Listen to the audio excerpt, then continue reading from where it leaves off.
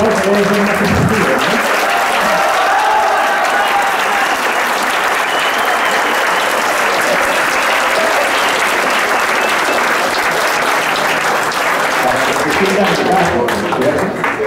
Bueno, les vamos a generar el ley como se siempre. En primer lugar, el doctor Javier Piqué ha estudiado tanto su maestría como su doctorado, ¿no?, en el Instituto Tecnológico de Massachusetts, ¿no?, más conocido como MIT, ¿no?, una afamada institución a nivel no solamente en Estados Unidos, sino a nivel mundial, ¿no? Y la segunda parte sería a cargo del doctor Scaletti, también con 25 minutos, relacionados al tema de la madera en la construcción como elemento estructural. Entonces dejaríamos en la primera parte al doctor Javier Piqué con su disertación. Muchas gracias. Muy buenas tardes. Casi les iba a decir que se guarden los aplausos para cuando me elijan rector, pero eso todavía no se hace.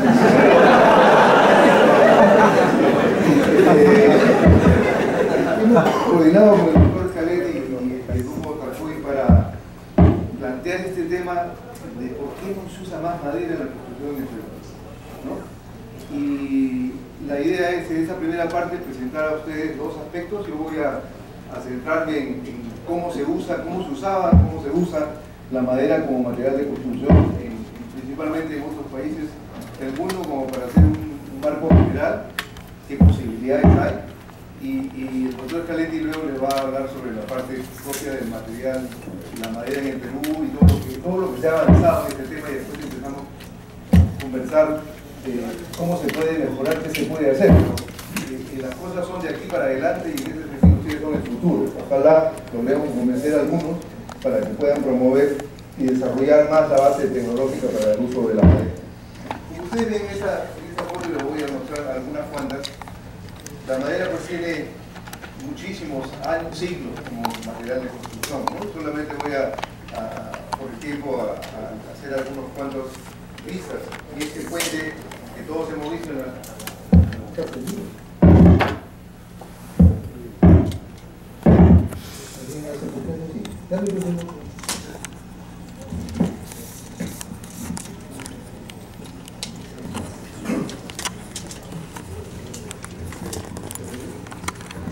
Ya. Ok, entonces nosotros hemos visto en muchas películas, por lo menos en mi época yo veíamos películas de cowboys, ahora ya no hay películas de cowboys, y se veían pues estos tipos de construcciones para puentes de ferrocarriles. Ahora aquí se han tirado medio bosque para hacer ese puente también, ¿no es cierto? Que la cosa tampoco está muy bien, pero vamos a que para una carga tan fuerte como la de un ferrocarril, la madera como material estructural tiene efectivamente condiciones. En nuestro país, ancestralmente, nosotros hemos usado principalmente para techos. Esto todos conocemos de Machu Picchu, pero la cobertura de todas las construcciones a base de piedra eran de madera de alisos, según dicen los que conocen. Entonces, rollizos con su nudillo y sus uniones con lianas, cuerdas de algún sitio, pero era un material usado de manera permanente habitual. Un poco más modernamente, en la época colonial, les estoy mostrando a ustedes nuestro Ministerio de Relaciones Exteriores, que muy bonito por fuera, no solamente en la ebanistería, sino vean ustedes la estructura por dentro. El segundo piso es íntegramente de madera y quincha, los entrepisos son todos de madera, el primer piso de ladrillo o adobe se usa todavía en Lima, y el edificio que lamentablemente se incendió en la Plaza 2 de Mayo tiene 3 pisos, ¿no es cierto? Adobe en el primer piso y 2 pisos de quincha, que es una construcción a base de madera, como de este estilo. Este es un poco más ya moderna, con glosas inclusive, pero tradicionalmente la cosa era así, ¿no? Esto está en el Quirón Junín, frente al Palacio Arzobispal. Aquí ha tenido un cierto refuerzo, como ustedes ven, en el primer piso, pero básicamente es un piso de adobe y 2 pisos de quincha, ¿no? La quincha tradicionalmente tenía un componente muy importante de madera. Esta es una versión de la misma fotografía, los pies derechos altos, una solera arriba, una solera abajo, un sistema acá que, según mi profesor el ingeniero Pacheco, me decía que eso se llamaba táctila, y tiene como función empotrar esos pies derechos, lo que lo hace un sistema estructural estable. Estos maderos son estables, y de relleno tiene caña, carrizo y barro, ¿no? Acá, como no ha habido vecino, esto ha sido enlucido también con el propio yeso, y el interior se enlucía con yeso. Esto hasta que se abrió el canal de Panamá y empezó a llegar el cemento, porque nosotros teníamos que construir con lo que había disponible acá. Entonces, por eso es que viene cambiando, digamos, la matriz tecnológica en nuestros casos, y de alguna manera hemos abandonado la madera como material de construcción. En las iglesias, desde la iglesia de San Francisco, cuando fue sometida a reparación, todas las bóvedas y las cúpulas son de estructura de madera, y caña también. En la costa, como no llueve, pues no es un problema en la humedad, ¿no es cierto? Se puede tener coberturas con caña, madera, caña y barro, y con la poca lluvia que hay, el barro absorbe la humedad y la suelta, y ahí con eso funciona más o menos aceptablemente. Claramente en la sierra eso es imposible, ¿no? Y cuando tenemos coberturas en la sierra, que ustedes han visto, tienen mucho pendiente para que el agua corra y fluya y no penetre, pero con techos planos o bóvedas en la sierra se hacían con piedra. Esta es una vista de un puente en Alaska. Parece una estructura metálica, ¿no? Esta foto es del lado del doctor Hugo. Parece una estructura metálica y íntegramente de madera. Está aquí. Este es un glaciar, y para apreciar el glaciar, el puente está ubicado en esta zona. Muy bonito el paisaje. Acá está el glaciar que podemos ver acá abajo, y esta es una estación donde la gente va a apreciar esto, todo en madera aserrada, o sea, madera sólida. Ven ustedes que es una luz más o menos importante, una estructura muy elegante, ¿no es cierto? Moderna. Esto es en Alemania. Esta foto la he tomado yo, con el profesor Maurial, que ha trabajado varios años en nuestra facultad y es decano de la facultad de Ratisbon ahora en Alemania. Hemos ido como el convenio que teníamos varias veces, y nos llevó a visitar esta estructura. Es una estructura de madera laminada, por dentro lo ven ustedes aquí, laminada encolada. Esa es la tecnología quizás más difundida, más moderna, y que permite tener formas a capricho de las personas que quieran. Ustedes aprecien que la madera, digamos, tiene piezas relativamente pesadas y se complementa con elementos metálicos. Fíjense los apoyos, un dispositivo muy ingenieril y con dimensiones más o menos importantes, y tiene una estructura estéticamente muy agradable. En la misma ciudad de Ratisbona, en Alemania, se llama Regensburg, que es donde el Papa Benedicto fue obispo. Él era el obispo de esta catedral medieval, y les muestro porque en la mayoría de catedrales medievales estamos aquí en el techo, de la iglesia, más o menos a esta altura, ¿cierto? Y los techos en esas iglesias son estructura de madera, revestida por supuesto, y se camina. Y dentro de la iglesia, miren ustedes las piezas, está esta grúa, esta especie de, acá está su cubeta esta para subir y bajar cosas, y esta pieza se mueve con esta rueda, y se ponen personas dentro de esa rueda a caminar. Así parece de chiste, ¿no? Pero así se pone la gente de madera a caminar. Es este dispositivo, de manera que tenían para subir y bajar las cosas una especie de grúa especial, pero toda la estructura del techo, como digo, de madera. Esto es aquí ya en Lima, Villa El Salvador, el Centro de Innovación Tecnológica de la Madera. Es un diseño del doctor Hugo. Yo ayudé al dibujo nomás, pero es miren que es interesante, ¿no? Miren la luz que tiene. No nos acordamos si es 24 o 27 metros libres. Entonces se puede hacernos una cosa así libre en madera, ¿no? Tiene el peralte respectivo, y es una especie muy pesada, muy dura. Las uniones son todas resueltas con pernos, quizás por aquí pedacitos los pernos, y es una estructura linda y muy bonita, muy limpia, ¿no? Y al lado tiene oficinas, acá, al lado tiene oficinas que también tienen entrepiso de madera y losa de cemento. Esa es una posibilidad que no explotamos mucho, ¿no?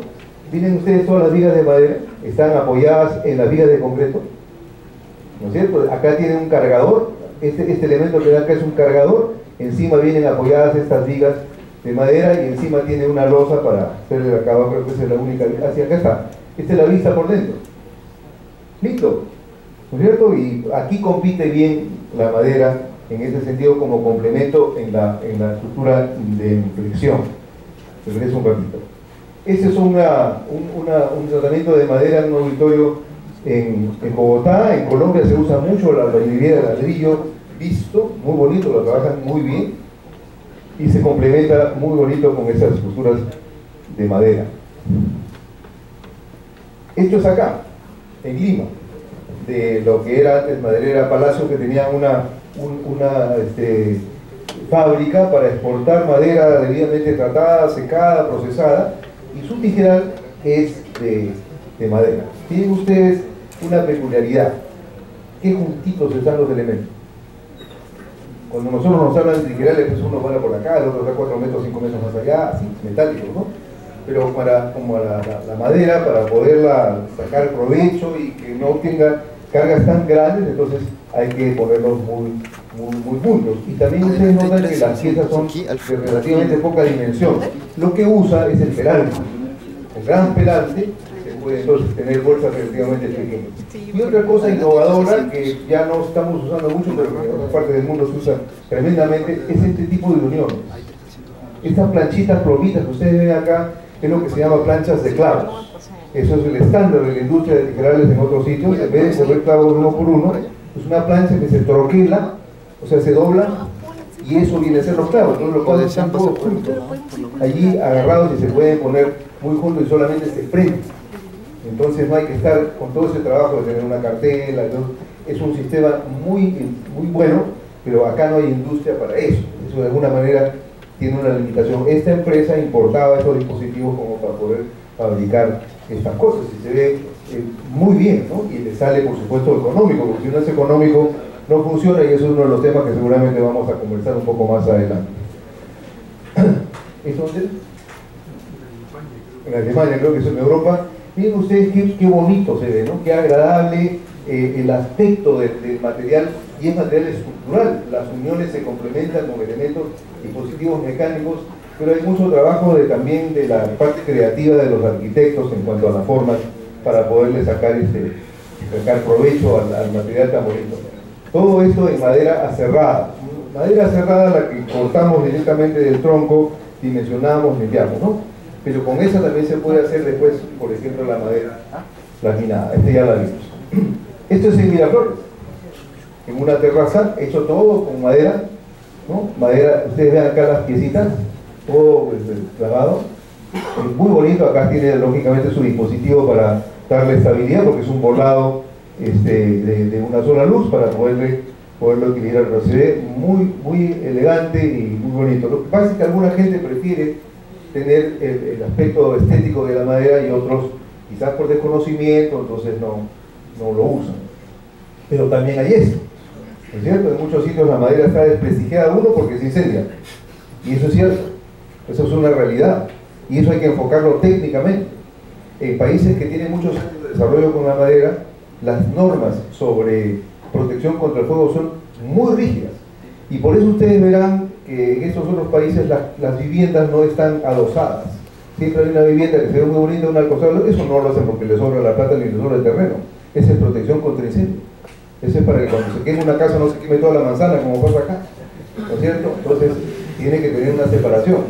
Y dentro de la misma ciudad, si es que yo no puedo hacer eso, entonces se divide con elementos cortafuego que no son de madera. Se usa, por ejemplo, bloqueta de concreto para dividir una con otra. Pero el tema del fuego es un tema, como es natural, ¿no? Muy importante. Y la madera es un material natural, es un material biológico, se degrada, se honguea, se pudre, normal. Todo eso tiene su respuesta técnica, ¿no? Es atacada por termitas aéreas o subterráneas. Todo eso tiene su forma de contrarrestar, porque efectivamente si uno no mantiene el material puede terminar deteriorado así. Ustedes ven el mismo modelo de vivienda, cuando se cuida y se mantiene, puede dar un aspecto muy acogedor y muy agradable. En Canadá también hay mucho trabajo con madera, quizás hasta más bonito que en los Estados Unidos. Esto es en Japón. Miren este puente Gambolito, y a la estructura interior en este es el castillo Imeji. Ya piezas de madera de mayor dimensión. Si yo no dispongo de piezas de madera sólida, entonces pego láminas y voy obteniendo piezas de más dimensión.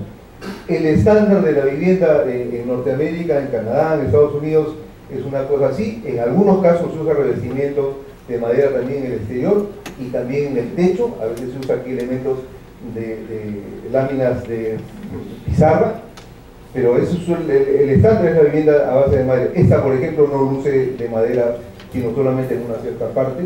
Entonces es cuestión de combinar el material en distintos usos.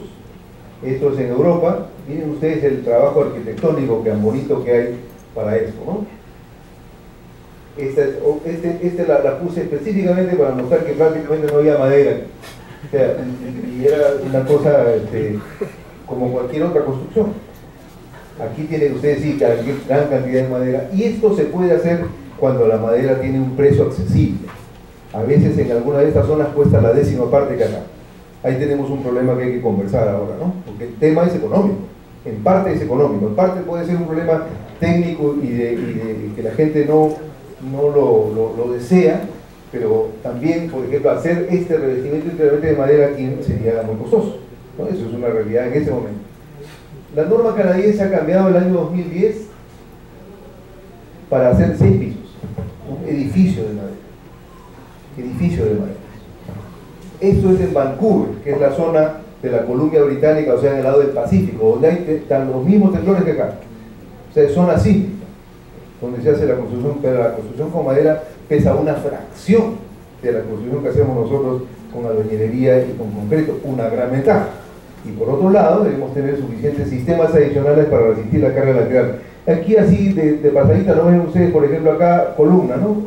Suelta, y en otros casos tenemos una especie de muros, revestidos con tableros que son resistentes a la humedad y tienen suficiente resistencia sísmica también. Otra construcción, ¿no? 6 pisos también de madera. Por el interior esta se ve una cosa así, todo madera cerrada en este caso.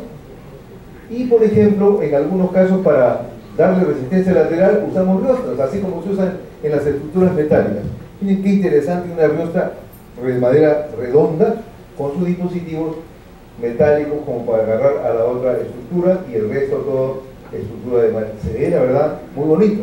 Ahora, esto además tiene protección contra fuego, porque el fuego es un tema muy serio y las normas son muy estrictas para proteger internamente, principalmente, que es donde se origina el fuego, este tipo de construcción. Esta creo que es la última. Miren ustedes este edificio con sus escaleras de madera, volado, todo, y en algunos casos elementos complementarios de metal para que sea resistente al fuego. Hay algunos edificios que una de las caras es toda una estructura de entramados de metal. ¿Por qué de metal si puede ser de madera?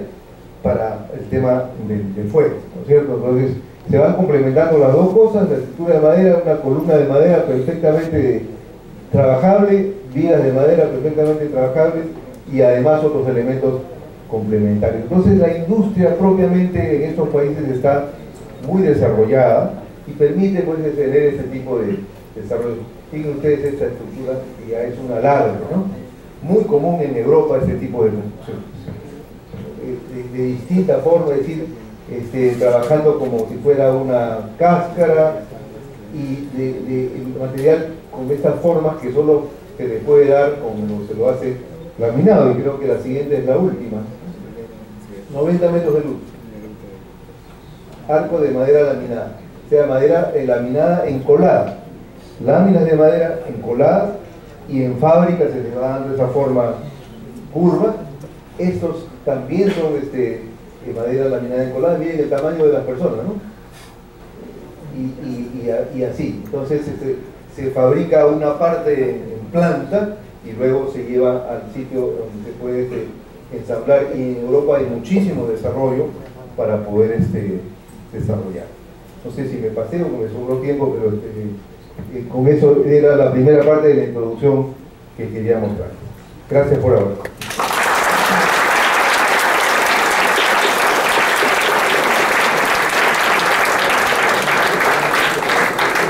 Bien, terminada la presentación del doctor Piqué, pasaremos a la exposición del doctor Canales.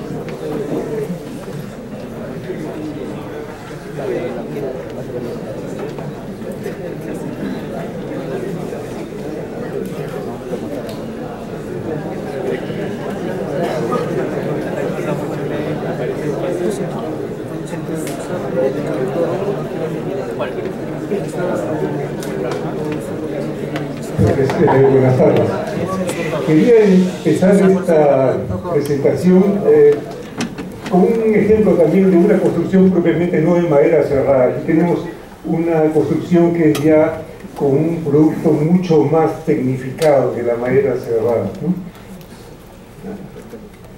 Es realmente un techo que existe, esto es en Sevilla, que permite incluso a los turistas, bueno, tenemos que regresar, hacer toda una visita, digamos, de la ciudad. Se puede observar, digamos, los 4 puntos cardinales de esta estructura. Una estructura hecha, decía, con un material que no es madera cerrada, es realmente una estructura con elementos laminados, ¿no? A partir de lo que originalmente, digamos, era en el fondo madera. Bueno, está paseándose, observando justamente en la ciudad desde allá arriba, hay un restaurante incluso en ese techo.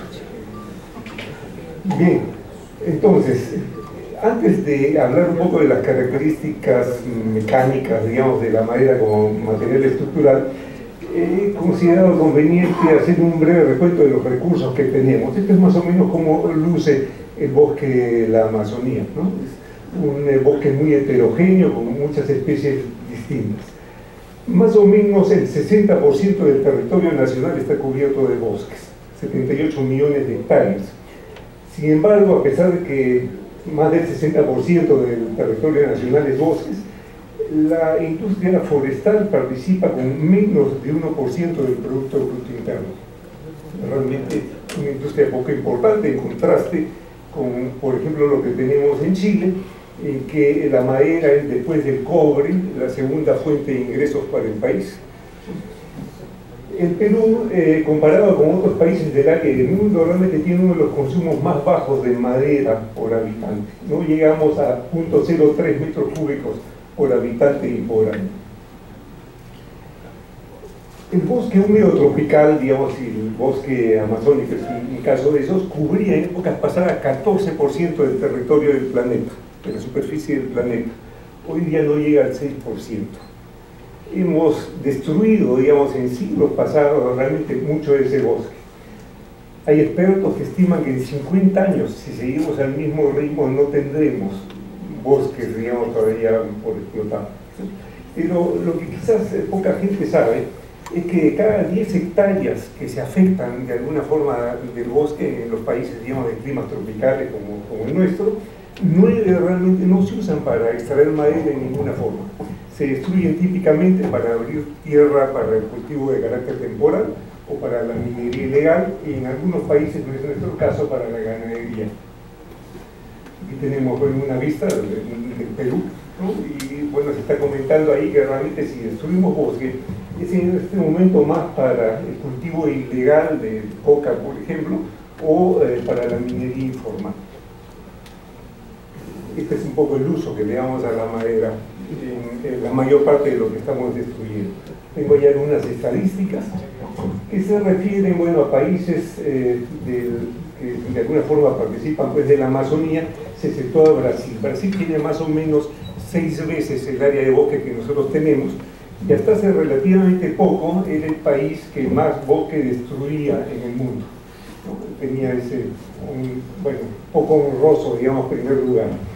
Desde hace más o menos un par de años atrás han empezado una política en la que controlan vía satélite mucho más, digamos, la destrucción que se puede estar haciendo en algunas áreas, y la policía forestal, digamos, interviene. Han logrado, digamos, perder, por así decir, este primer lugar deshonroso que tenía.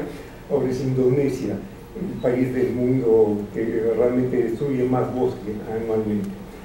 Dentro de Latinoamérica, después de Brasil, sin embargo, nosotros somos los principales culpables. Aquí está más o menos la situación del Perú, es lo que aparece ahí en este color, este color así medio rojizo, ¿no es cierto? Y vemos que destruimos en el año 2012, que hay estadísticas, más o menos 150.000 hectáreas de bosques, ¿no? En épocas pasadas, Bolivia, que es esto celeste, digamos, era más culpable que nosotros. En épocas recientes el panorama se ha invertido. Nosotros somos en este momento el segundo país, digamos, en Latinoamérica, y uno de los, digamos, importantes en el mundo en el tema de estar destruyendo bosques. Reforestamos, pero en muy pequeña medida. En épocas pasadas reforestábamos más o menos 30.000 hectáreas de bosques anuales. Eso ha disminuido, ahora no reforestamos ni siquiera 25.000 hectáreas de bosque por año. Estamos muy por debajo de lo que se está destruyendo. Bueno, entre los problemas que tenemos, digamos, para el uso de este recurso y para valorarlo debidamente está el que nuestro bosque es muy heterogéneo.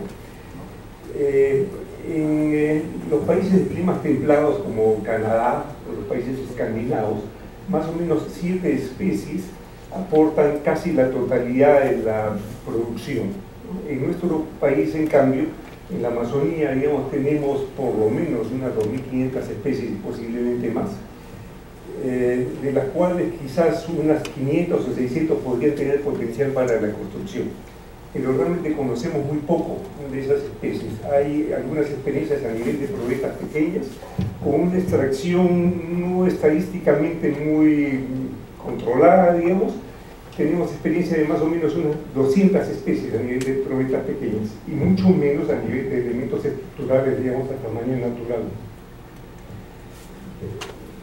Nuestras especies son, como diría, genéticamente más evolucionadas respecto a las coníferas que predominan en los países de climas templados. Son especies que, por un lado, representan un desafío para nosotros, porque decía, tenemos propiedades muy disímiles. Tenemos maderas, digamos, como la balsa, por ejemplo, extremadamente liviana, muy buena para ciertas cosas como aeromodelismo, y en el otro extremo tenemos unas maderas muy pesadas, digamos, por ejemplo, el estoraque, el bálsamo, el pumaquiro, digamos, especies muy pesadas, que a su vez son muy resistentes y que pueden ir bien, pues, para cosas como pisos, para mangos de herramientas, etc. Esta diversidad a futuro representa, pues, un potencial muy grande. Podemos hacer grandes cosas con eso, pero en este momento es más bien parte del problema, en el sentido de que tenemos muchas cosas que realmente no sabemos qué son, ¿no? Entonces tenemos, decía, una extracción, pues, muy selectiva, ¿no?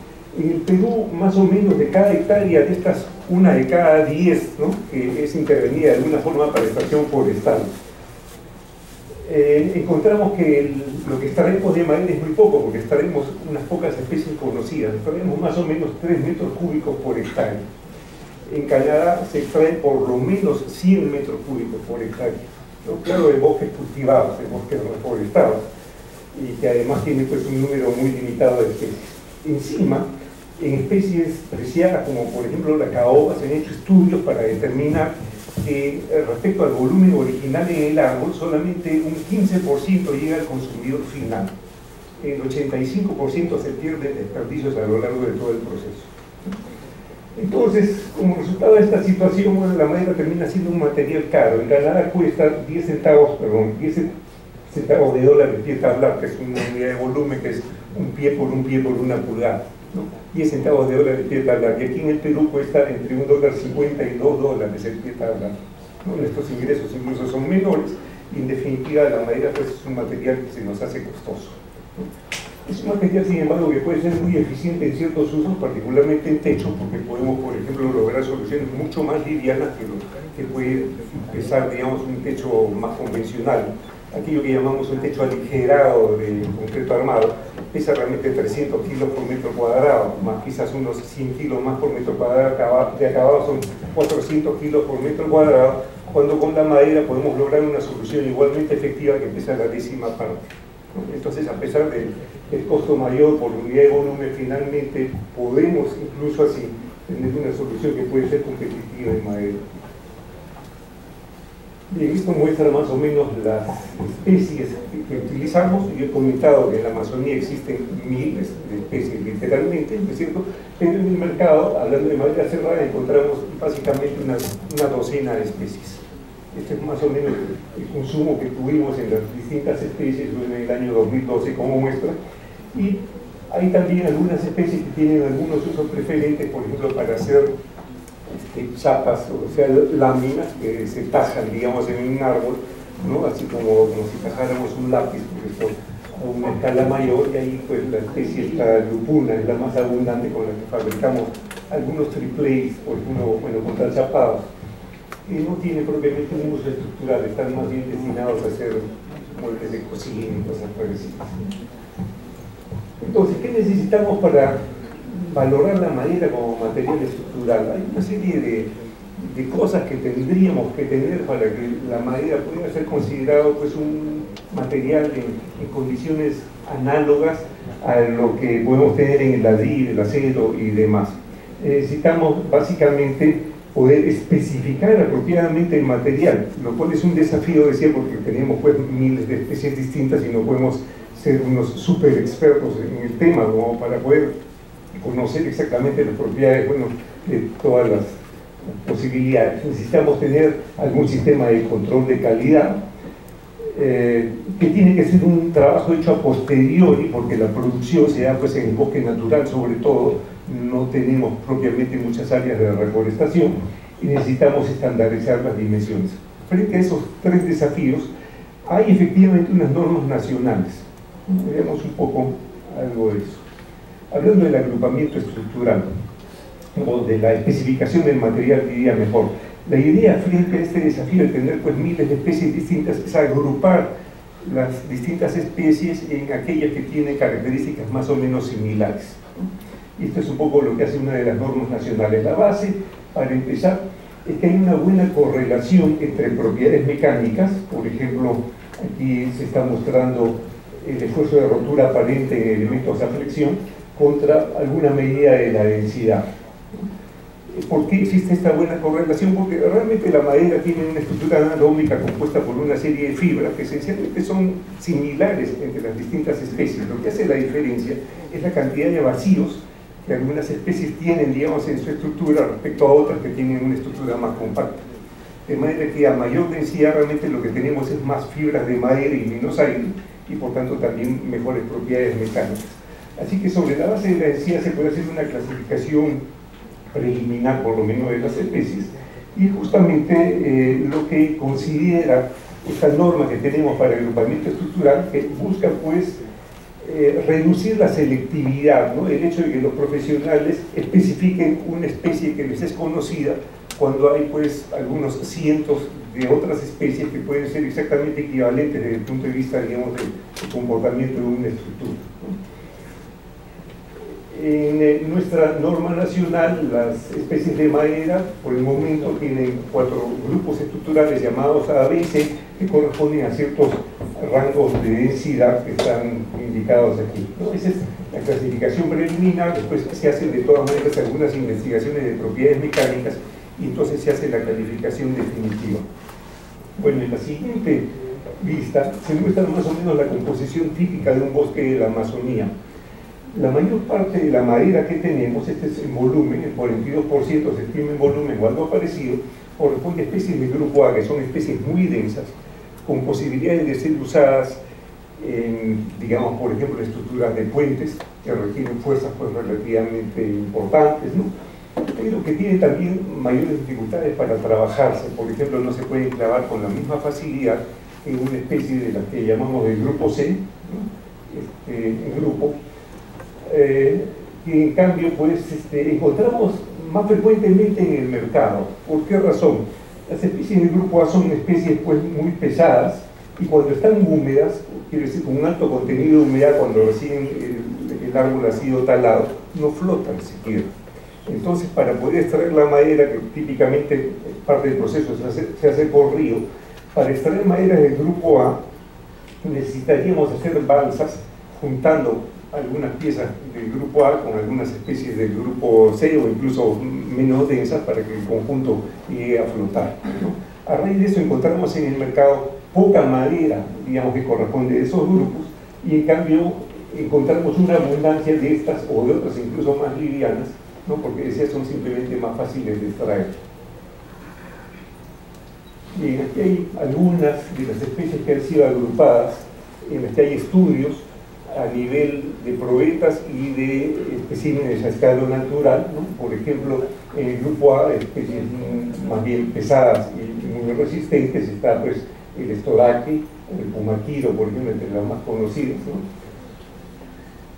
Aquí hay algunas especies del grupo B, quizás una de las más conocidas de este grupo es el guairuro, madera en la que está construido pues, mucho de lo de Pucallpa, por ejemplo, ¿no? Y en el grupo C, Chihuahua.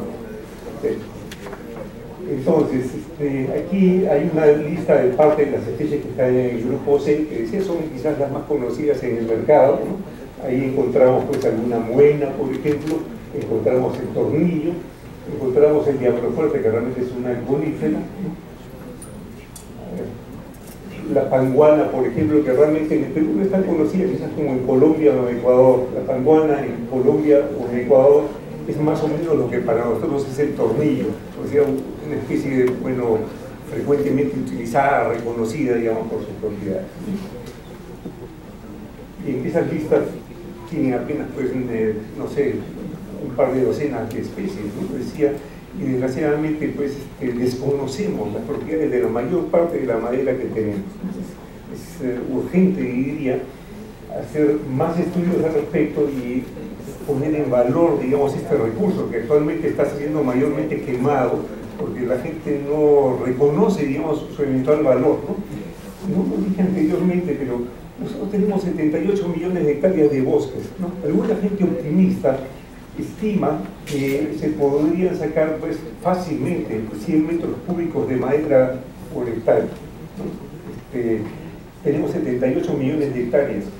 Podríamos soñar, porque esto es realmente un poco ya ficción, en mantener el bosque y hacer, digamos, un proceso de extracción y de resembrío, etcétera, con periodos que podrían ir del orden de 30 años, digamos, para dejar crecer los árboles y de nuevo poder recolectar aquello que hemos sembrado. Entonces, si hacemos unos números, podríamos pensar 78 millones de hectáreas por 100 metros cúbicos por hectárea, dividido entre 30 años, ¿no? Podríamos estar extrayendo, no sé, como 200 millones de metros cúbicos, y para construir una casa necesitamos apenas 10 metros cúbicos de madera.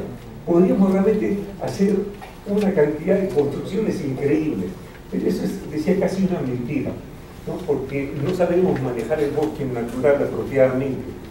Han habido experiencias de reforestación, en el caso del Perú, exitosas, bueno, son modestas, en la sierra sobre todo, pero propiamente no en los bosques de la Amazonía. Eso y muchos otros problemas realmente han hecho que la madera no sea pues, exactamente un producto tan frecuentemente utilizado como debiera en función del recurso que tenemos, ¿no? Bueno, hablando del control de calidad, tenemos una norma también que es la que por el momento en una sola calidad permite clasificar a la madera que es aceptada para fines estructurales de aquella que no lo es. Esta norma, bueno, tiene incluso algunas publicaciones en que está referida como esta, ¿no? Y básicamente entonces descarta los elementos de madera que tienen determinados defectos, ahí están indicados algunos, y acepta aquellas piezas de madera que tienen algunos otros defectos, digamos, o características anatómicas, quizás diría, en cierto nivel, digamos, dentro de límites aceptables, ¿no? Por ejemplo, aquí está una cosa que no aceptaríamos en una pieza de madera, que es una pudrición, un ataque de hongos que ha destruido parte de la estructura resistente de la madera. La madera que tiene esta pudrición parda, bueno, realmente se puede destruir con los dedos, ¿no? No es pues un material que tenga las condiciones requeridas. O por ejemplo, aquí se muestra algo que se llama una falla de compresión. Realmente una falla del árbol en pie incluso, que por cargas de viento, por ejemplo, excesivas, ha sobrepasado su capacidad. Y obviamente si pretendemos usar esto pues, para una viga o algo parecido, bueno, la cosa se va a partir donde el material está como prefallado, ¿no? Es una de las cosas, por ejemplo, que no aceptamos. Y en cambio hay otras cosas como algunos pequeños alaberos, alguna arista que falta en grado pequeño, una inclinación de grano que es quizás uno de los defectos más comunes en los árboles de la Amazonía, porque los árboles crecen un poco retorcidos porque compiten por la luz, ¿no? Esa clase de cosas son aceptadas, decía, si se presenta dentro de unos límites, digamos, más o menos moderados, ¿no? Aquí hay, por ejemplo, una pieza que muestra inclinación de grano, o esto que es más frecuente en coníferas, la presencia de un nudo. Las coníferas son árboles que tienen ramas en toda la altura, ¿no? Y los nudos son una manifestación de esas ramas justamente. Bueno. Y el otro tema es el de estandarización de dimensiones, en el que también tenemos una norma, pero que realmente no es muy respetada, por así decirlo. Cuando nosotros realmente compramos algo así como una varilla de acero, ni nos atreveríamos a proponer a la siderúrgica que nos fabrique una varilla de acero del diámetro que se nos ocurra, de cualquier cosa. Simplemente es la industria la que tiene ciertas dimensiones estandarizadas y nosotros tenemos que adaptarnos a eso.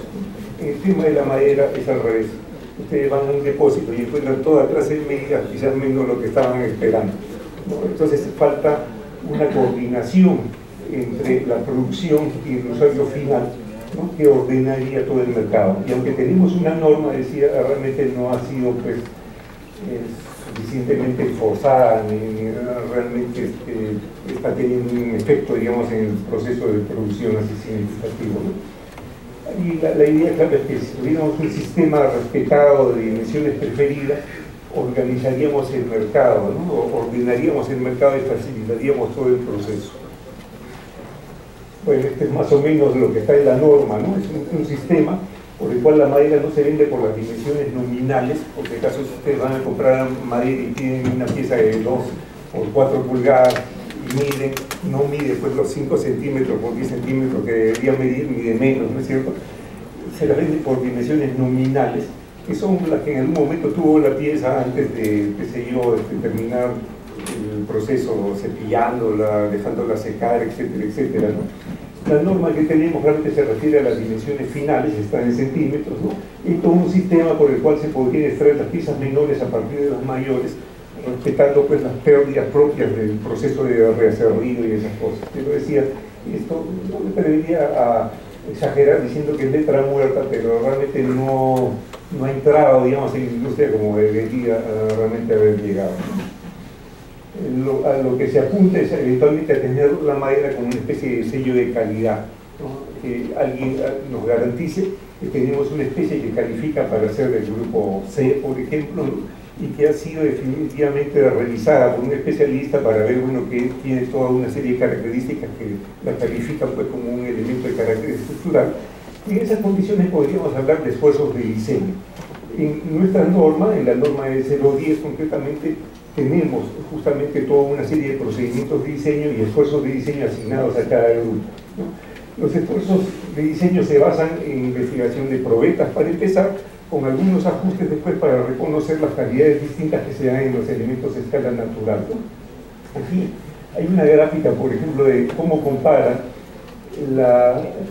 una probeta, digamos, de una especie que no es, diría, gran cosa, es una especie típica del grupo C, ¿no es cierto? Ni siquiera la mejor especie del grupo C, el tornillo, una de las especies, digamos, más conocida quizás por nosotros.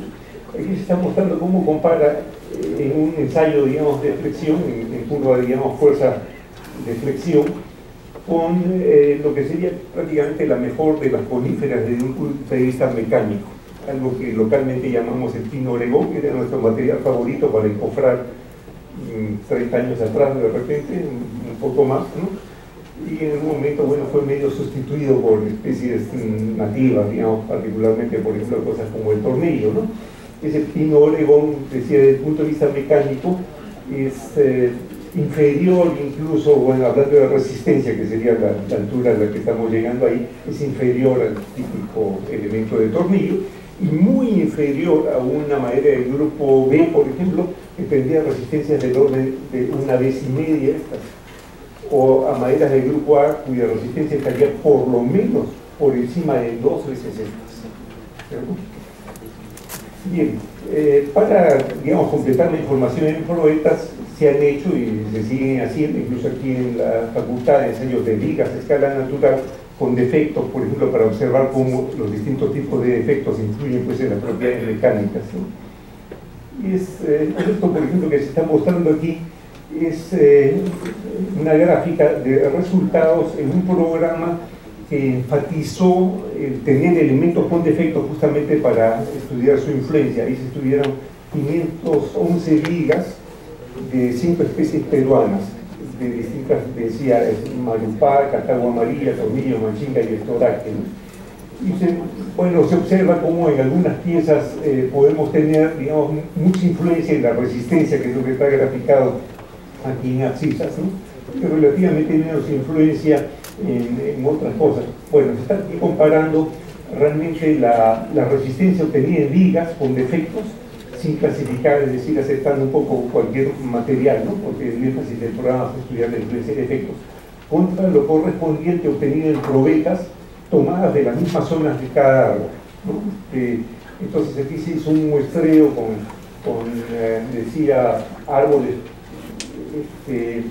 extraídos sobre la base de un proceso estadístico para que fueran representativos y demás, ¿no? Y finalmente, bueno, hay estudios, no solamente de estas especies, pero relativamente pocas especies, yo diría, comparado pues, con realmente la diversidad del producto que realmente tenemos pues, en la Amazonía, ¿no?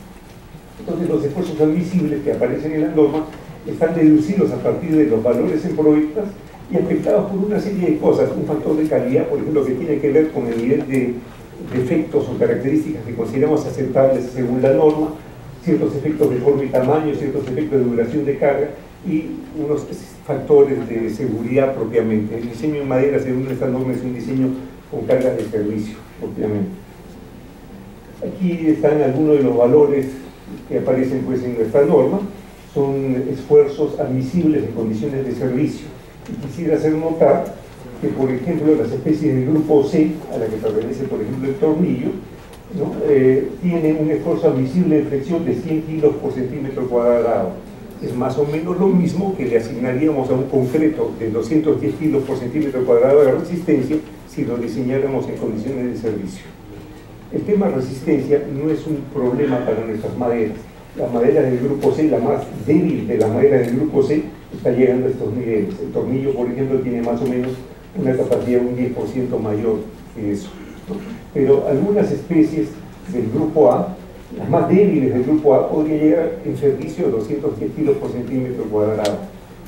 En rotura puede superar los 500 o 600 kilos por centímetro cuadrado. De hecho, en la gráfica anterior, aquí podemos observar, ¿no?, algunos de los esfuerzos a los que ha llegado algunos elementos de madera, esto es en flexión, ¿no? Hablando de probetas pequeñas sin defectos, por aquí hay algunos especímenes que llegaban a 1900 kilos por centímetro cuadrado, ¿no? Y en vigas, bueno, 1400 o cosas parecidas, ¿no? Claro, esto es para las especies, decía, más densas, ¿no?, como el estoraque, bueno, en ese grupo de vigas. Entonces, la resistencia en general no es un problema con la madera, ¿no? El punto débil de la madera es más bien el módulo de elasticidad. Mientras que en concreto nosotros tenemos módulos de elasticidad del orden de 200.000 kilos por centímetro cuadrado, especies como la del grupo A tienen módulos de elasticidad que son del orden de la mitad, ¿no? En la norma realmente aparecen dos números para los módulos de elasticidad: un módulo de elasticidad mínimo que se refiere al diseño de elementos principales como columnas o vigas, y un módulo de elasticidad promedio que es el que se usa más bien para diseñar entablados o viguetas no muy espaciadas, en que puede haber una cierta redundancia, ¿no?, entre el comportamiento, digamos, de los elementos. Pero los números que finalmente pues resultan, bueno, aquí hay algunas gráficas, parte de estos ensayos me las voy a saltar, son una cosa de ese estilo, ¿no? Para estas especies del grupo A que pueden llegar a esfuerzos de repente de 1500 kilos por centímetro cuadrado, cosas parecidas, el módulo de elasticidad promedio es apenas 130.000 kilos por centímetro cuadrado. Claro, para la especie más flexible del grupo, ¿no? En el grupo hay muchas especies y se está castigando un poco a todas las demás, asignándoles un valor que corresponde, digámoslo así, a la peor de las especies esas desde el punto de vista del módulo de elasticidad, ¿no? Y el problema que tenemos además es que la madera es un material costoso y entonces no usamos vigas de madera con las secciones que utilizaríamos en elementos de concreto armado, ¿cierto? Sino con secciones mucho menores. Por tanto, las deflexiones terminan siendo justamente un factor que determina el diseño, que controla el diseño. Bueno, de todas maneras, quisiera terminar esto enfatizando que la madera es un material que tiene realmente muchas posibilidades y actualmente este recurso que tenemos no lo estamos realmente utilizando debidamente para enfrentar un problema que tiene nuestra población, que es el déficit de vivienda. Estamos realmente quemando el recurso y tenemos realmente que hacer algo para frenar esta destrucción del recurso. Es una cosa, bueno, que en otros recursos no admitiríamos. Decía, nadie ahora soñaría con, por ejemplo, quemar un campo de petróleo para abrir tierra, no sé, para la ganadería o alguna agricultura de carácter temporal, ¿cierto? Si ahora escuchamos que alguien quemó un campo de petróleo, será pues en una guerra, ¿no?, al enemigo para fastidiarlo lo más posible o algo así, ¿no? Pero nosotros realmente estamos haciendo este absurdo de destruir este recurso que perfectamente podría servir para, digamos, satisfacer por lo menos en parte una necesidad. Hay, claro, en el camino muchos problemas que resolver. Hay un problema técnico, ¿no?, este desconocimiento de muchas de las propiedades. Hay el hecho de que el recurso lo tenemos pues en la Amazonía, al otro lado de la cordillera, y las mayores necesidades están, por ejemplo, en la zona de la costa, ¿no? Hay dificultades para la extracción, hay muchos desafíos que tenemos que, bueno, si no han sido resueltos por las generaciones actuales, esperamos pues que puedan ser enfrentados por las nuevas generaciones. Bien, gracias.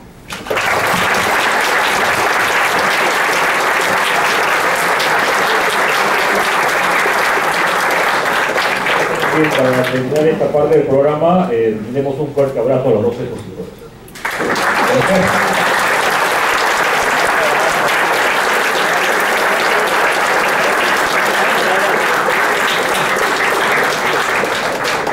Bien, prosiguiendo con el programa, vamos a realizar unas preguntas a los expositores para que den un breve comentario o una respuesta a tres preguntas que vamos a realizar y que se han contestado respectiva por ambos expositores. La primera pregunta es, desde su perspectiva, ¿cuál es el principal problema que enfrenta la madera frente a los demás elementos estructurales que existen en la construcción? Le voy a repetir, desde su perspectiva, ¿cuál es el principal problema que enfrenta la madera frente a los demás elementos estructurales que existen en la construcción? Parece que comparar la madera con respecto al concreto o al acero, ¿no?, básicamente. Yo hablaré porque soy más viejo. El principal problema. Hay varios problemas, pero el principal problema es difícil, ¿no? Pero a ver, yo me atrevería a decir que es la falta de suministro del material madera. Me parece que ese es uno de los problemas más acuciantes. Cuando ustedes quieren construir algo con madera, no va pues como se hace con otros materiales al depósito, o inclusive aquí a los camiones ambulantes que uno quiere comprar, hay hasta camiones ambulantes que le venden ladrillo, ¿vale? Todo, ¿no es cierto? O sea, hay un suministro regular de los materiales que usamos tradicionalmente en la industria de la construcción. Hablando de los regulares, digamos, en la parte de albañilería, cemento, arena. Cuando uno quiere comprar acero, ya la cosa no es tan, ya uno no va pues allá a la esquina, está industrializado, ¿no? Y se le ofrece ese producto, pero hay también muchísimos depósitos y uno va y compra N varillas, tantas toneladas de tal. Eso no hay en el caso de la madera. De modo de ver, ese es uno de los principales problemas que nosotros tenemos. En segundo lugar, precio.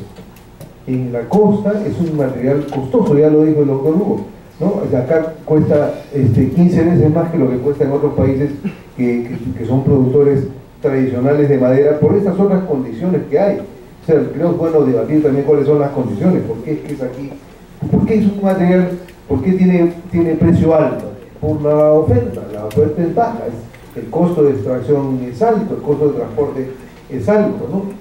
Y entonces tenemos ahí esas dos características a mi modo de ver. En tercer lugar, quizás podríamos decir, bueno, la gente no está habituada, ¿no es cierto? Usamos la madera, mira qué bonito se ve el enchape en las paredes, muy bien, ¿no? Nosotros vemos eso, se ve muy bonito, pero nosotros tradicionalmente estamos acostumbrados a que nuestra vivienda, y más aún si es un edificio, sea una construcción rígida, sólida, durable, Cada uno quiere que la casa le dure no solo para que sus hijos crezcan, sino para que quizás también las siguientes generaciones y las personas asocian la construcción a base de madera con algo que es transitorio, ¿no? Y que en algún momento voy a dejarlo de lado. Hemos perdido un poco en la apreciación que es un material que puede ser tan bueno o mejor, porque tiene otros aspectos que son, por ejemplo, estéticos, que no tienen los otros materiales tan buenos, que lo hemos perdido.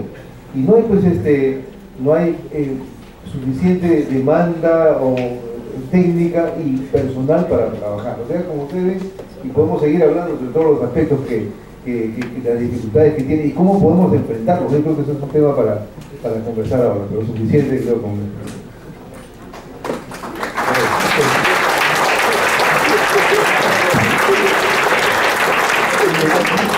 Estoy de acuerdo con lo que Javier Piqué ha mencionado en cuanto a que, claro, la madera es un material costoso, ¿no? Si comparamos el costo de la madera por metro cúbico, ¿no?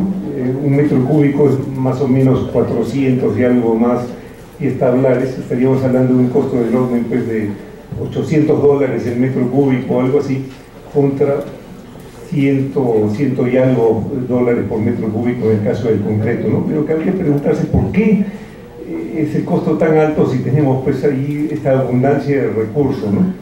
Y creo que en el fondo el problema original está en que tenemos esta diversidad de especies que desconocemos y que entonces la extracción forestal ha sido muy selectiva, ¿no? Yo he comentado, bueno, sacamos, pues, algo así como 3 metros cúbicos por cada una de las hectáreas, no dije, pero destruimos más o menos 14 metros cúbicos adicionales que dejamos abandonados porque simplemente se trata de especies que la gente no conoce, ¿no? Y en definitiva, pues, es difícil la extracción de madera en la Amazonía, ¿no? Yo creo que el futuro está más en hacer reforestaciones, pero desgraciadamente posiblemente no sean en la Amazonía, ¿no? Hacer reforestaciones en la Amazonía es un tema difícil. El terreno en la Amazonía no es suficientemente, digamos, fuerte como lo fue en otras regiones del mundo. A ver, está saliendo un poco del tema. En Norteamérica, cuando llegaron, pues, los primeros colonos, tenían bosque de lado a lado, prácticamente, eran unos bosques extensísimos. Y esta gente destruyó bosque en su momento, pero tuvo la suerte de que el terreno era, digamos, apto para soportar cultivos intensos, y es así como ahora tienen, pues, enormes extensiones de cultivos de trigo, qué sé yo, ¿no? En la Amazonía no tenemos un terreno con las mismas condiciones, y los programas de reforestación en la Amazonía han tenido problemas diversos, ¿no? Han sido más exitosas las reforestaciones en terrenos nuevos, en el caso peruano en Cajamarca y en el Cusco, ¿no? Entonces, si nosotros tuviéramos más terrenos reforestados, podríamos tener efectivamente un material, pues, más económico, más fácil de extraer, ¿no? Más accesible, pongamos. Y yo creo que el camino está por ahí. Tenemos también que producir, digamos, elevar el nivel de la industria. Quiero decir, la industria de la madera es realmente muy artesanal. En el mundo encontramos, bueno, que hay, pues, unos desarrollos que nosotros todavía ni soñamos. Por ejemplo, por mencionar algo, en Alemania ya se ha desarrollado un proceso para licuar literalmente la lignina. La madera está compuesta por una serie de fibras esencialmente unidas por una cola, que es la lignina. Y ellos han desarrollado un proceso por el cual pueden deshacer esto y producir un producto que se puede recomponer en formas arbitrarias, ¿no? Bueno, todavía un costo que es un poco prohibitivo. Estamos hablando de un material que finalmente termina costando $5.000 por metro cúbico, ¿no? Pero eventualmente, a futuro, esta clase de desarrollos van a permitir hacer cosas que hoy día ni soñamos, ¿no? Y eventualmente podríamos usar ya no el 15% del árbol como actualmente estamos haciendo, sino algo más cercano al 100%, aprovechando prácticamente todo, ¿no? O sea, hay muchas cosas que se pueden hacer para reducir esos costos, ¿no? Hemos tenido un problema también, por ejemplo, por décadas, siglos, diría yo, en el aspecto de tenencia de la tierra, ¿no? Cuando yo, por ejemplo, planto árboles, no los planto para cultivarlos en un año o dos, digamos, como haría si sembrara, no sé, papas o tomates, ¿no? Si yo siembro árboles es para que mis nietos eventualmente tengan los beneficios, y por tanto necesito tener cierta garantía, digamos, que eso se va a dar, por ejemplo, ¿no? Entonces, en Latinoamérica en general ha habido pocas experiencias positivas, digamos, de reforestación. Quizás una de las más exitosas ha sido en Colombia, donde las industrias productoras de papel y cartones sí han sido exitosas en un manejo, digamos, de ciertas especies, y han logrado, pues, por un proceso de selección, tener árboles que crecen a las dimensiones requeridas para producir finalmente papel y cartón en algo así como 3 años, ¿no? Con especies incluso exóticas, debería decir, con ciertas especies de eucalipto que no son nativas de América, ¿no? Los eucaliptos son originarios realmente de Australia, ¿no? Entonces yo creo que Perú y otros países del área tienen posibilidad de hacer reforestaciones, por ejemplo, con lo cual se podría lograr materiales más accesibles, pero posiblemente esto se dé en la sierra, no en la selva.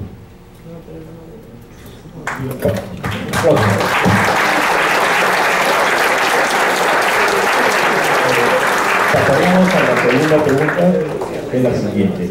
¿En qué grado podría contribuir el uso de la madera en la construcción y por qué? ¿En qué grado podría contribuir el uso de la madera en la construcción y por qué? Puedo intentar contestar en parte eso. En este momento, la madera, tenemos que reconocer, es un material relativamente costoso, pero en cambio es muy eficiente, ¿no? Para ciertos usos. Pongamos en techos, yo creo que perfectamente podríamos impulsar construir con madera, incluso en ciudades como Lima. Pensar en este momento de hacer, digamos, viviendas íntegras en madera, en los sitios donde más requerimos vivienda, es un poco soñar, ¿no? Porque, entre otras cosas, la industria no está preparada, no estaría preparada, digamos, para enfrentar unas demandas, digamos, como para pretender, no sé, resolver el problema de la vivienda con madera. No estaríamos en condiciones de hacer eso. Hay algunos usos específicos, como pueden ser, digamos, construir entre pisos y techos, en que definitivamente las posibilidades son buenas, ¿no? Hay también la posibilidad de usar madera para construir estructuras de un carácter más ingenieril, como puentes. Ha habido programas exitosos en Centroamérica y en el África construyendo puentes con módulos prefabricados de madera que resultan, pues, más baratos que otras soluciones, ¿no? Realmente no están totalmente cerradas, no están cerradas totalmente las posibilidades de usar la madera, digamos, para sustituir a muchos de los materiales que usamos. Pero pensar en estas cifras así un poco soñadoras, de decir, bueno, podríamos usar el bosque y extraer, pues, 100 metros cúbicos por hectárea y construiríamos millones de casas, etcétera, es, no sé si decir demagógico o una ficción todavía, ¿no? Un poco la realidad de la cosa.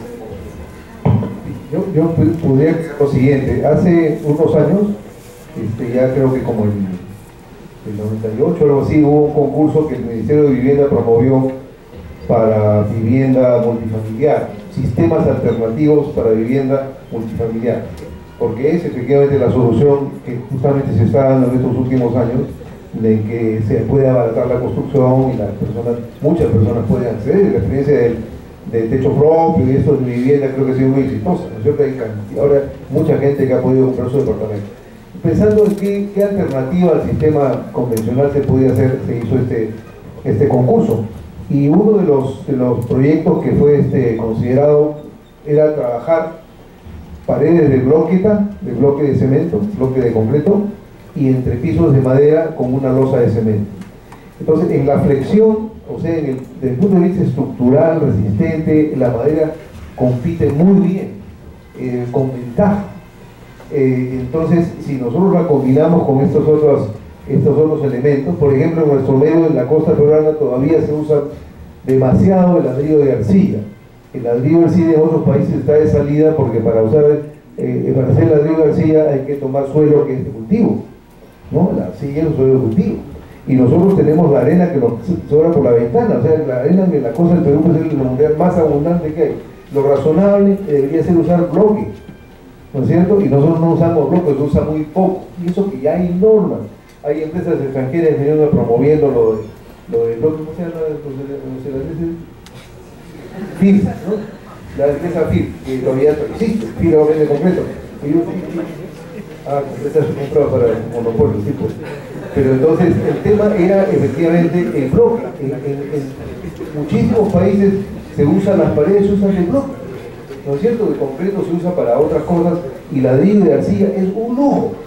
Nosotros todavía tenemos el ladrillo de arcilla a un precio sumamente, demasiadamente accesible. Entonces deberíamos tener la alternativa de realizar paredes en bloque. Paredes, hacer a base de madera en nuestro medio no suena muy razonable por el costo. Sí, en las zonas quizás más cerca de la zona productiva. Pero para entrepisos en que se puede trabajar la madera para elementos en flexión y combinarla con una losa de cemento se puede, por supuesto con todos los cuidados que tiene que hacerse para que la madera no vaya a pudrirse con la humedad, pero funciona bien, competitivamente es una buena alternativa. También en construcciones industriales, yo no mostré ahí, me olvidé de un tijeral, se puede hacer edificaciones industriales con espacios abiertos, también con construcciones a base de madera. En esa terracita que mostré así como embolado, se han hecho en varios sitios pórticos y articulados de madera de 20 metros, 25 metros de luz libre. Entonces para edificación industrial también funciona, porque ahí está sacándose el provecho como material estructural, como material resistente. Entonces ahí tiene. Aparte del ejemplo que ha dado el doctor Calete sobre el tema de los puentes, se hicieron también algunos acá en nuestro medio y ese es un tema que merece trabajar. ¿Por qué entonces la gente no usa o no presenta la alternativa? Eso creo que lo vamos a dejar para la segunda etapa en que vamos a discutir un poquito, ¿no? Sí, a ver, quisiera hacer un comentario sobre lo que yo considero que es el desafío para los años futuros, ¿no? Actualmente nuestro material favorito es el cemento. Tengo que pedirle disculpas al ingeniero Cachay, pero yo considero que realmente a la larga el cemento no puede ser, digamos, el material principal alrededor del cual gira la construcción, digamos, de viviendas. La producción de cemento es muy contaminante, ¿no? Es una de las industrias más contaminantes. Y en contraste con eso, nosotros podríamos desarrollar, por ejemplo, sistemas de paneles prefabricados que podrían ser básicamente a base de madera, ¿no? Y en las cuales podríamos incluso tener una calidad superior a la que actualmente tenemos en las obras de construcción. O sea, podríamos perfectamente ambicionar a tener un producto que tenga la calidad pues, que tiene un automóvil, ¿no? Y con esos sistemas prefabricados podríamos eventualmente, decir así, abaratar la construcción, ¿no? Tendrían, sin embargo, que ser pues, sistemas prefabricados al estilo, no sé, de una especie de Lego, por decir algo, ¿no? Con muchas piezas posibles que se puedan combinar en muchas formas, porque lo que los usuarios ahora requieren es tener pues, construcciones que de alguna forma reflejen cierta individualidad, ¿no? Pero yo creo que perfectamente podríamos hacerlo, ¿no? A futuro deberíamos tener una construcción, decía, con muchos elementos prefabricados, construidos de repente con materiales que sean así pues un recurso renovable como puede ser la madera, y dejar pues al cemento para ciertos usos como construir alguna presa o una carretera, o bueno, algún puente de repente, alguna posibilidad, ¿no? Bien, siguiendo con la tercera pregunta, es una pregunta ambientalista básicamente. ¿Es posible utilizar la madera en la construcción sin depredar el bosque?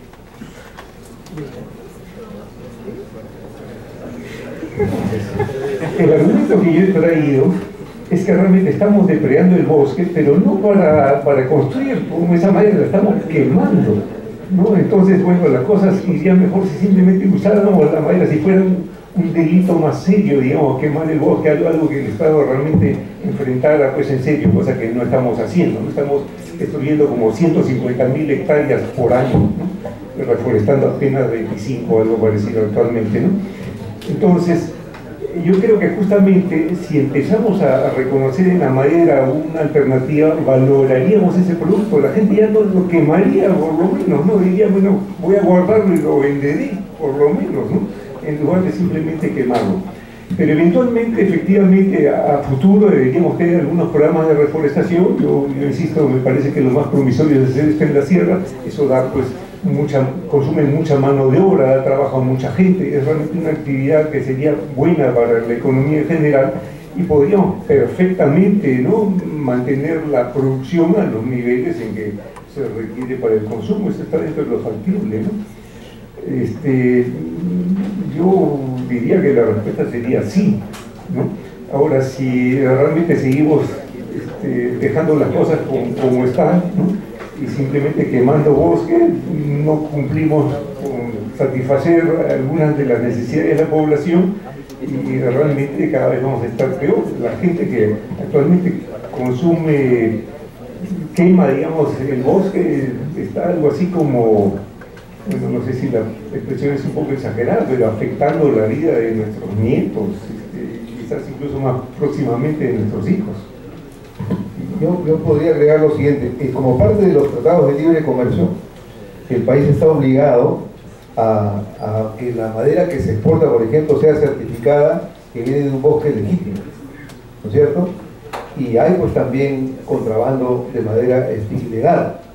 Pero si nosotros nos dedicáramos a eso, como por ejemplo es en los países de América del Norte o es en Chile, el bosque tiene propietario, el bosque se explota de una manera racional y tienen unos ciclos que para ellos les toma mucho tiempo porque hace mucho frío y el árbol no crece tan rápido como acá, ¿no es cierto? Entonces tienen que ir cortando de a pocos y resembrando y luego, o sea, se explota racionalmente para mantener el bosque. Y ahí hay un tema que después podemos discutir, que mencionó el doctor Hugo sobre el tema de la propiedad de la tierra. El tema de la propiedad del bosque es esencial para que esto realmente funcione, y así, por eso es que los chilenos han logrado superar a los brasileños en exportación. Chile exporta más madera que Brasil. Ustedes no van a creer eso. Chile exporta más madera que Brasil. ¿Cómo es eso? Bueno, pues ellos teniendo su plan de desarrollo forestal y han privatizado el bosque. Privatizar a veces suena mal para alguna gente, ¿no? No, lo que pasa es que ¿cómo es aquí el sistema? Viene una persona y denuncia el bosque y dice: yo quiero que me des y yo me comprometo a reforestar, ¿no es cierto? Y me lo vas a dar por un tiempo que yo voy a sacar aquí. Viene la gente y le saca la móvil del bosque y después se va a otro, pues, y después pide otro. Pero si tú fueras tu bosque y ese es tu bosque y ya no tienes más que ese, te vas a ser el principal interesado en protegerlo y en cuidarlo y en explotar racionalmente y dar de vuelta al ciclo. Y tú, ese es tu bosque, no vas a tener más, ese es, ¿no? Yo creo que por ahí va la cosa y ya se está discutiendo ese tema porque ese es claramente un tema político. Es claramente un tema por una decisión política, ¿no es cierto? Pero veamos qué es lo que ha funcionado y por qué ha funcionado, y creo que entonces podríamos decir: oye, pareciera ser que esa es la solución por la cual tendríamos que ir, que la gente cuide su bosque, ¿no? Porque ahora, como ustedes ven, pues la gente entra, invade, ¿no es cierto? Como el bosque no es de nadie, invade, lo quema y siembra coca. Entonces, y después van a otro, porque como no hay suelo, el suelo es muy pequeño, porque no ha habido, digamos, todo el proceso de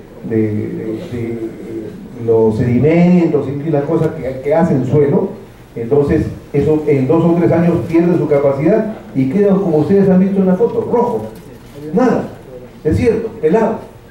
Eso es, ¿ves? Y eso es porque esta gente va y después van y invaden más allá, ese es el problema no es la explotación de la madera para usarla en la construcción, como sí podría efectivamente darle este valor adicional para protegerlo. Lo que hay que combatir es este uso o mal uso irracional del bosque que hay ahora, que es de todos, se sigue depredando y se sigue depredando. Pero es un tema, digamos, que podemos conversar porque es un tema nacional, ¿no? El tema de la informalidad, es un tema de autoridad, es un problema para todos los aspectos, no solamente pues el tema del bosque. En todo aspecto, en la construcción, en todo hay un grado de informalidad que tenemos que ir dejando progresivamente para poder ir controlando y pensando en nuestro futuro mejor.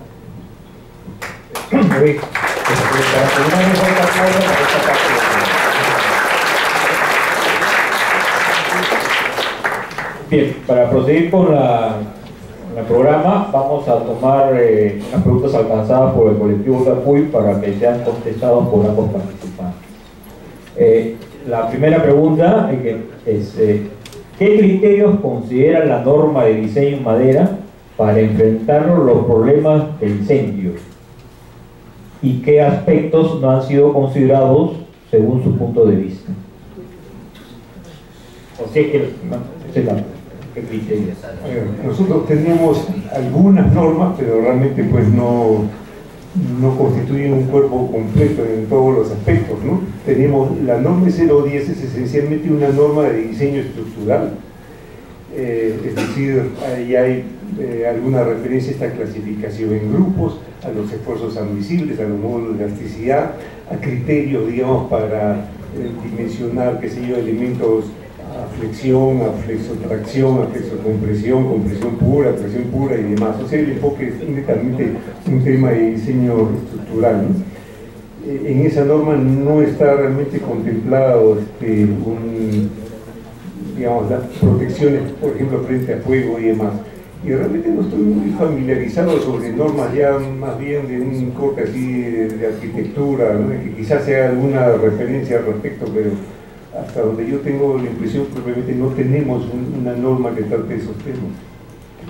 El Reglamento Nacional de Edificaciones tiene aspectos de eso en general, ¿no? De protección contra el fuego. Por ejemplo, ahora, como ustedes saben, se exigen en estos centros comerciales los rociadores. Por todo antes no teníamos eso. Hay un poco más de normatividad, pero específicamente sobre el caso de la madera es cierto lo que dice el doctor, no hay una normatividad especial para la protección de la construcción con madera. Sin embargo, hay la tecnología para eso. Y en los países del mundo en que la madera en construcción está muy desarrollada, las normas son tremendamente exigentes. Y son básicamente dos grupos de normas, ¿no? La que establece separación entre las edificaciones, la que establece cuando las edificaciones están juntas, las dimensiones de los muros cortafuegos, como se llama, inclusive alturas que proyectan por encima de la construcción, y luego la protección interior. El fuego se inicia siempre dentro de la construcción, por lo general, o sea, comienza dentro de la construcción y después se puede propagar a las otras, ¿no? Pero se inicia dentro de la construcción, o en la cocina, o en el querosene, siempre se inicia en la construcción. Pues normalmente en nuestras construcciones se quema el contenido y la estructura no es combustible. Entonces ahí normalmente va a terminar el fuego. En cambio, en el caso de la construcción con madera, no.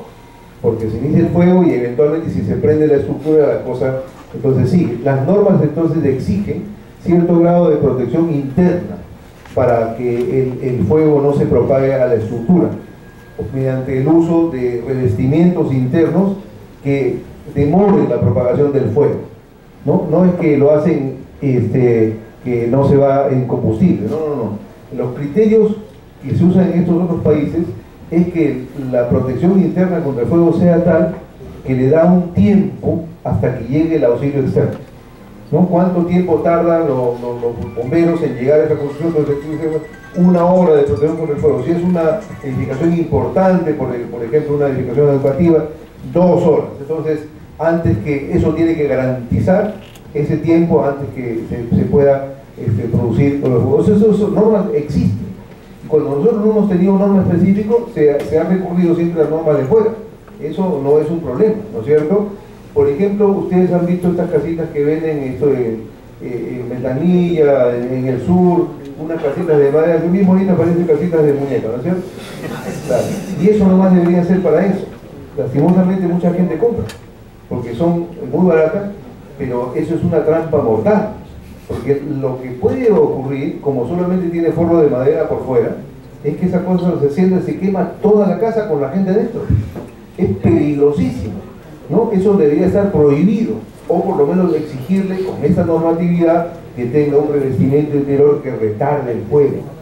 Que la madera sí se usa para afuera, para revestimiento por fuera, o cuando ustedes los han visto por dentro es porque usan piezas de madera de ese tamaño.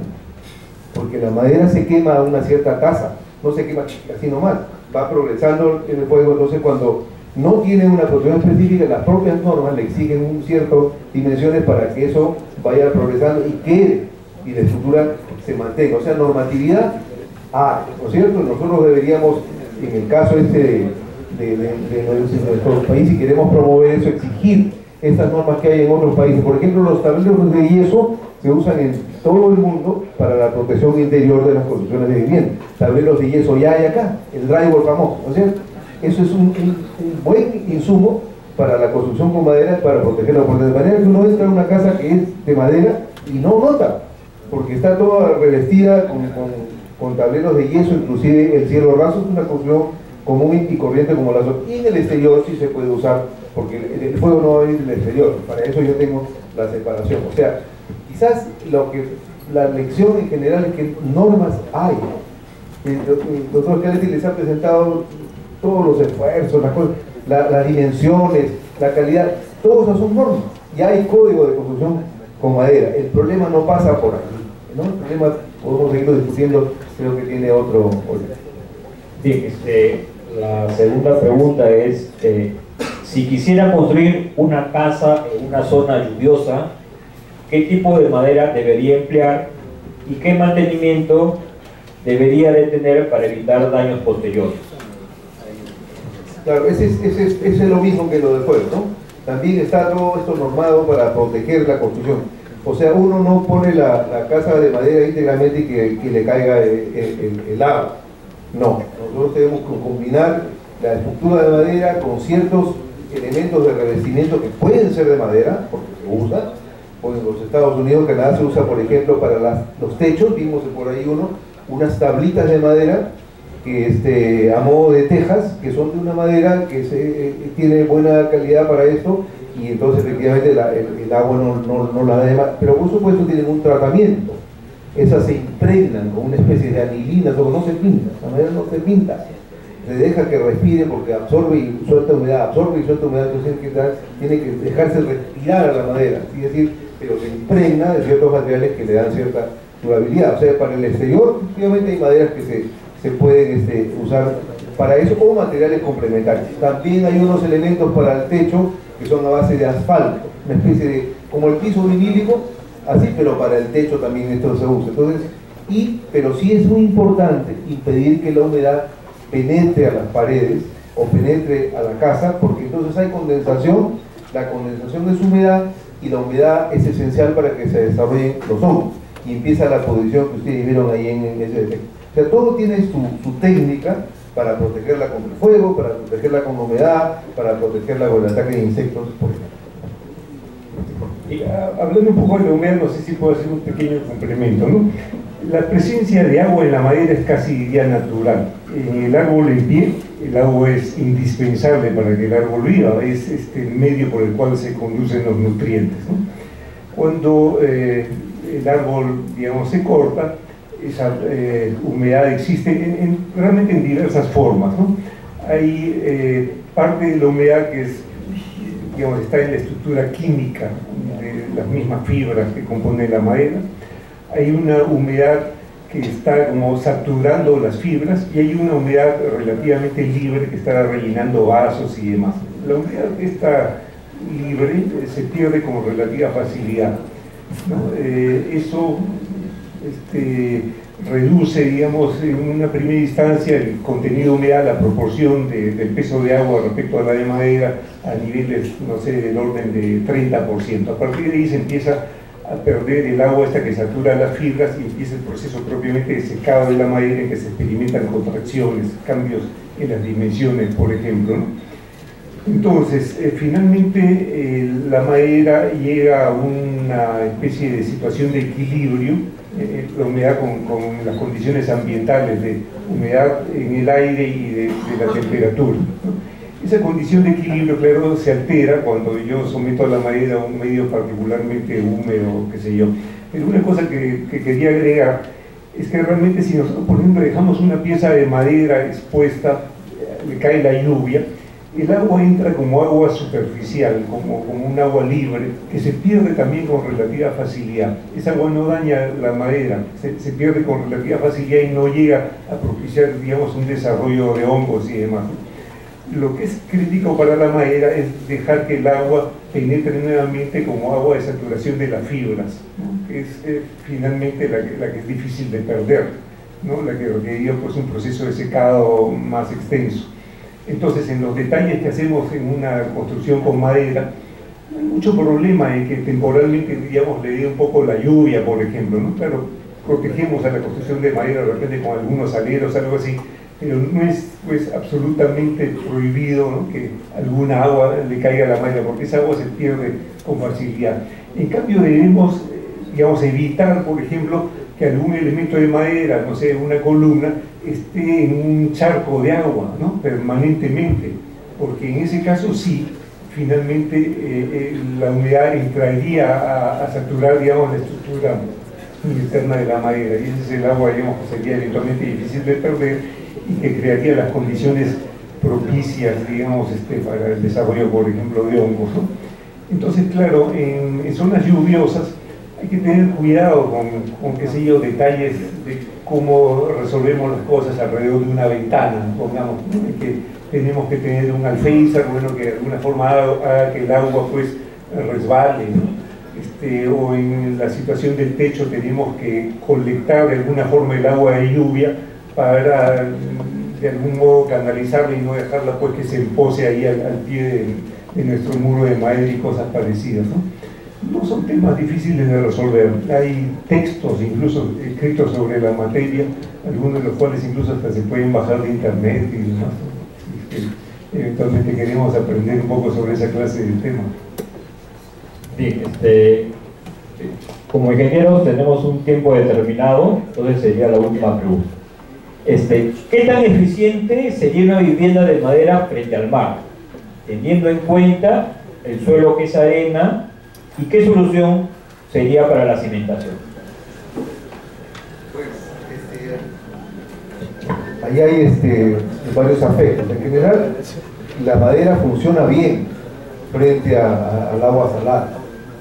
Por ejemplo, ustedes habrán visto ahí en internet, ¿no? La ciudad de Venecia está íntegramente apoyada sobre pilotes de madera. Íntegramente apoyada sobre madera. El Instituto Tecnológico de Massachusetts, nosotros hemos estudiado, es una estructura de piedra, cemento, todo bien bonito, se ve todo muy sólido, todo está apoyado sobre pilotes de madera. Sobre pilotes de madera. ¿Ah? ¿Cómo va a ser bueno eso? No puede. Cuando no cambia la humedad, no hay problema. El tema está cuando tú cambias la humedad la seca, la humedece, la seca, la humedece, la seca, ahí vienen los problemas. ¿No es cierto? En cambio, si nosotros tenemos una construcción de concreto armado y el concreto siempre está habitado, entra la humedad y sabemos que hay problemas muy serios de óxido del refuerzo. No pasa eso. Más bien, inclusive la madera, según dicen, algunos se mineraliza, se pone dura como piedra.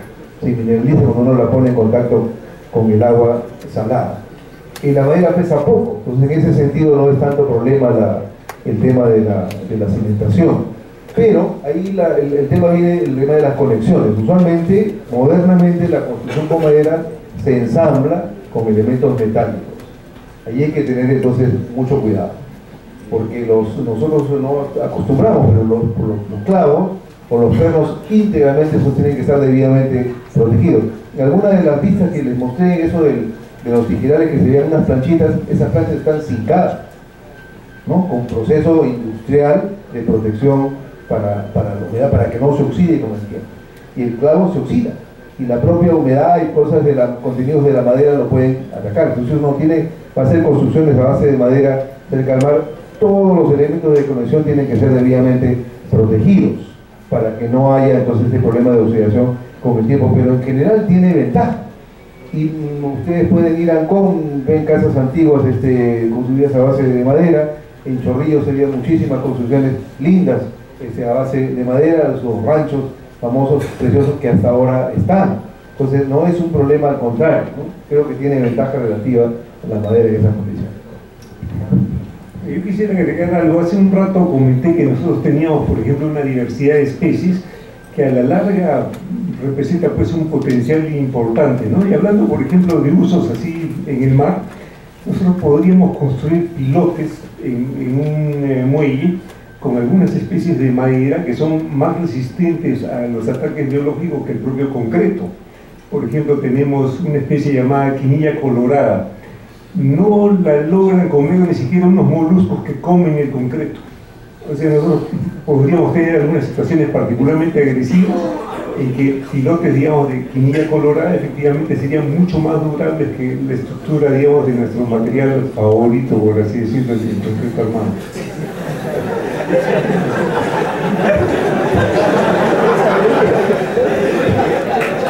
Bien, bueno, para poder terminar, tenemos un gran aplauso fuerte.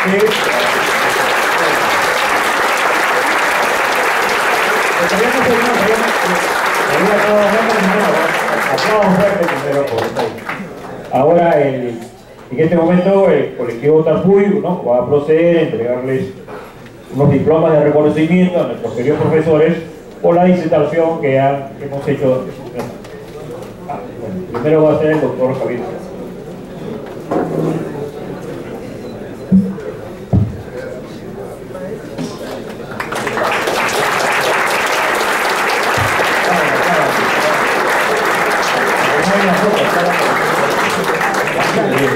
Ahora va a ser el doctor.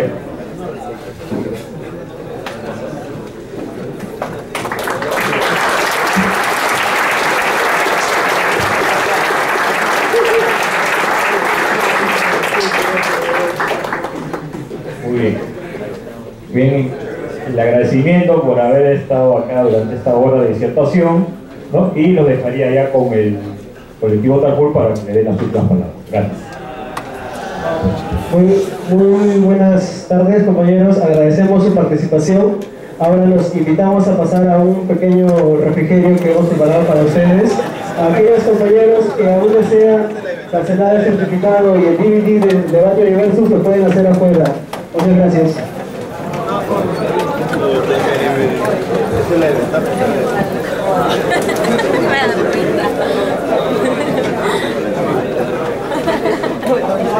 Bueno, eso no es video, pues.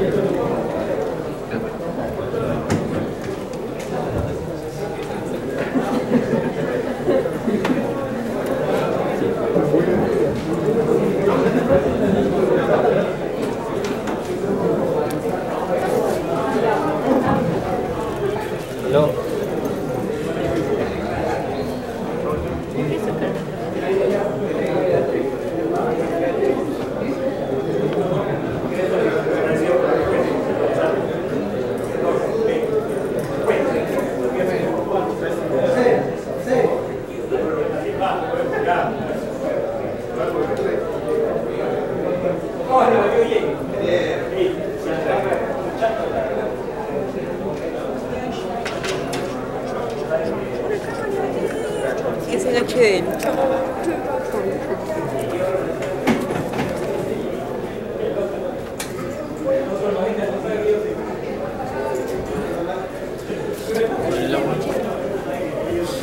YouTube, vamos. Está bien.